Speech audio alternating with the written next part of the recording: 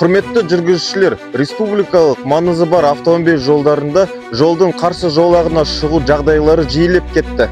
Полиция ескертеді, маңдаймен соқтығысу жүргізушілер мен жолаушыларға тірі қалуға мүмкіндік бермейтін ең қауіпті жол-көлік оқиғаларының бірі. Жол апаттарының алдын алу және өмірлеріңізді сақтау мақсатында сіздерге қатаң түрде мыналарды ұсынуға кеңес береміз, әрі шақырамыз. Белгіленген жылдамдық режимін қатаң сақтаңыздар. Жол белгілері мен жол таңбаларына мұқият назар аударыңыздар.